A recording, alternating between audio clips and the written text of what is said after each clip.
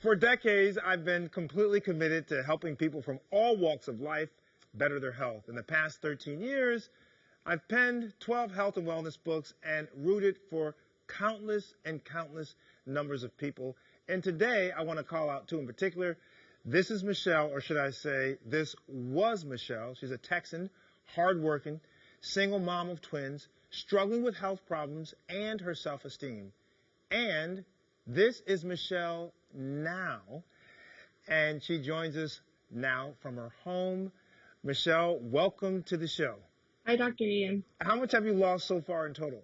113 pounds. Jeez. So I originally started out at about a 20 to a 22 size, and now I'm at a size 8, and I feel fantastic. Amazing. I want to rewind a little bit.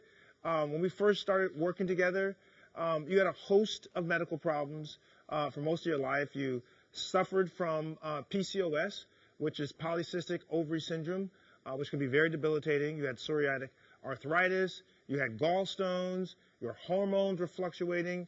When you first started or about to turn, what were you at your heaviest? And emotionally, how did that weight actually weigh on you from a psychological standpoint? I really started to do this weight loss because I felt horrible. I felt sick all the time. And right now, I feel better than I ever have in my entire life. The results have been fantastic, and I couldn't be more thankful to you. Well, what I loved, Michelle, thank you for that. What I loved, though, is that you signed up for something called the Viva Fresh Challenge. And Yeah. I loved your story of what you do for a living and the need for you to make a change. Kind of explain that process. Right. So there's something called the Texas International Produce Association, and they were looking for volunteers. Basically, walk the walk. We sell produce, but do we really live a healthy lifestyle? And I certainly wasn't. So I signed up for this challenge. I had already been on a little bit of a weight loss journey, but had stalled out, kind of got frustrated. And I decided to give this a shot. And through the initial process, you have to go through a health screening. And this is where you came in.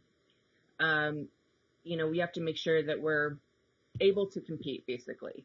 And throughout that process, I found out that I had diabetes. So that's where we began the challenge from was, oh my gosh, what are we going to do? The doctor wants to put me on all this medication. And you showed me a better way. Yeah, you were. And what I loved about it was that right from the beginning, Michelle, you were committed. You were like, Dr. Ian, I'm going to do this. Tell me what to do. I'm ready to go. What was your blood sugar back then? My blood sugar was at a 220 when I got tested, which I was told was pretty much double what the standard health sugar should be. 98 to 110 is about standard. And I was at a 220. Wow. And let's fast forward. I mean, when you said, let's go, what should we do? I sent you actually a copy of, I have it here, Clean and Lean. And it's a small book, but you said, Dr. Ian, it packs a powerful punch. Tell everyone about how the food plan actually worked for you, because it wasn't just about the numbers on the scale for you, Michelle. It was also about bringing your blood sugar levels down. Yes, I read the book, The Clean and Lean, and then I also read your other book, Blasting the Sugar Out.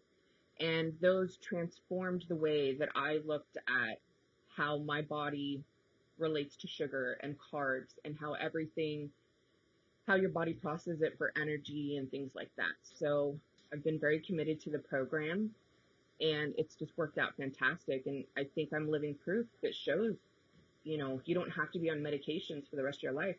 But I do keep the medication in my cabinet, and I look at it all the time to remind myself of where I never want to be again. Absolutely. Well, Michelle, you have been absolutely inspirational. Once again, you put in the work, so I give you all the credit. And that's just absolutely fantastic.